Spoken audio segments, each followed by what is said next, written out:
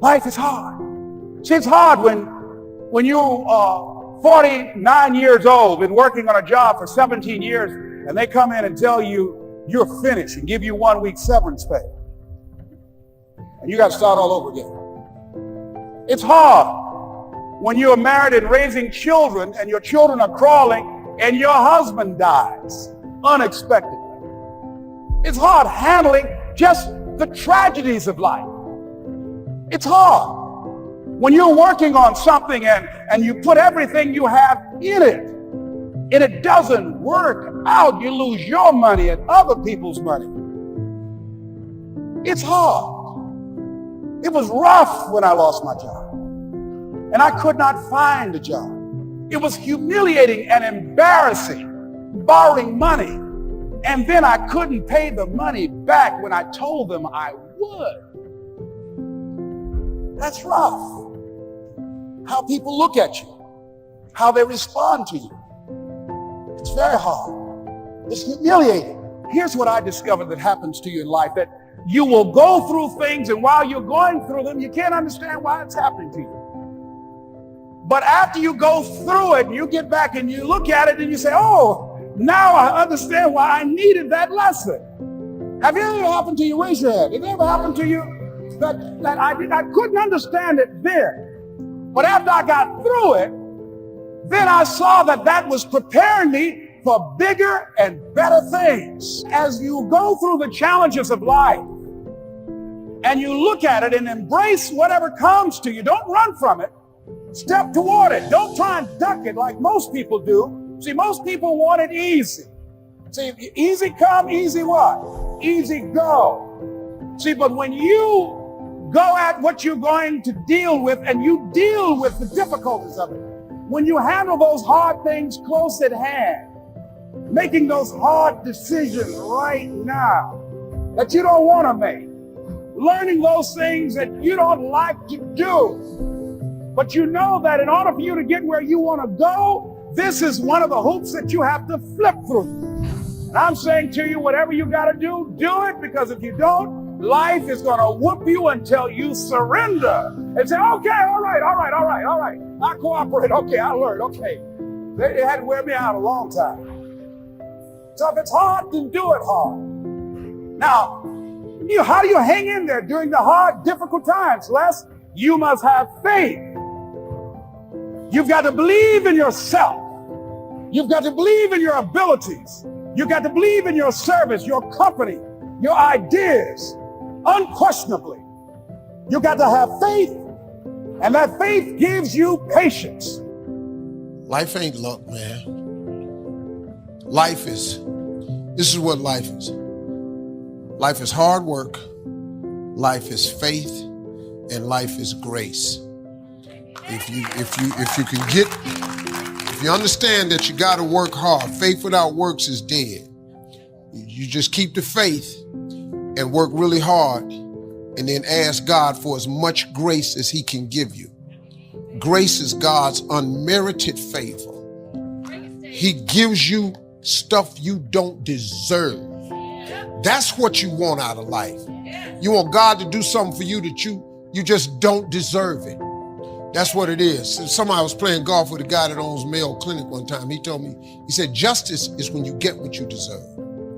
Mercy is when you don't get what you deserve. Grace is when you get what you don't deserve. And you hear old people say, all I want is a little more grace. I just want some grace. I want God to give me a house that I don't really deserve. I want him to give me a lifestyle I don't really deserve. See, that's a problem with people. They think they deserve something. No, you don't. I work really hard. Everybody work hard. You just need some grace, man. You need God to just give you something that ain't on the vision board. You just need God to give you something that you didn't even ask for. That's when life get real special for you. All I want is a little more grace. Like I got a vision board, right? But I ask God that his will be done in my life. Because what I can want, it can never compare to what God can give. You see what I'm saying? So you can want all you want, but if you line up with the will of God, What God has planned for you is way better than anything you could ever plan. You can't outthink him. That's how you get the life of your dreams, man. You set your goals and your aspirations, but then you leave the open end to your thy will be done on earth as it is in, it's the Lord's Prayer. Man, it's not, when your mama teach it to you as a little kid, it's like really the dopest prayer, man. Give us this day our daily bread. Don't ask for nothing else. Quit worrying about tomorrow. Just help me make decision for today that'll let me live the best day. When you worry about tomorrow, you're off into something you have no say-so in. You have no control.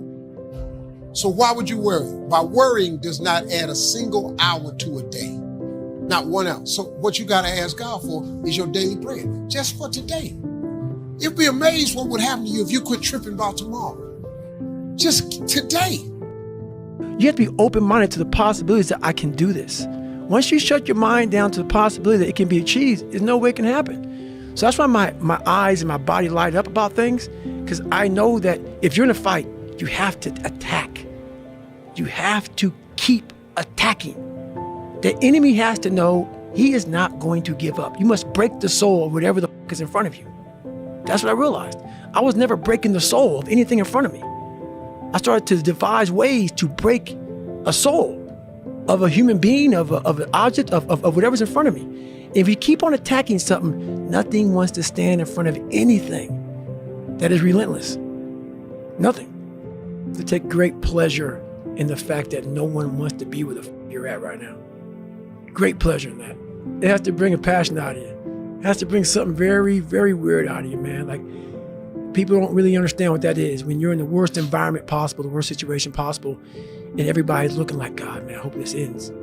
And you see that. Time slows down and you see that. You're feeling that. Everybody has that look on their face like, God, this got to go. I don't want to be here anymore. And when I started realizing, I started playing mind games. And I was like, you know what? I bet these f***ers are looking at us, judging themselves about when they were going through Hell Week. About, let me see, I'm looking at Goggins right now. I was better than him.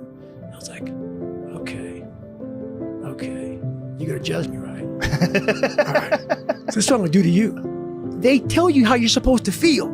You are feeling that way. I was like, don't let these motherfuckers tell you how you're supposed to feel. No, it's day one, motherfucker. This is hour one. So I was getting my boat crew all jacked up. I said, we're going to take these motherfuckers' souls. So when they had us doing this simple thing that guys were struggling with, I looked on the instructors' faces and it looked like someone had just with their soul. And I looked at my guys in my boat crew and I said, hey, guess what? We own space in their head. We own space. They're going to think about us tonight. We start fueling off the fact that, man, it takes 1 second of energy to steal everybody's. And then you have all the energy you need. That's all you need.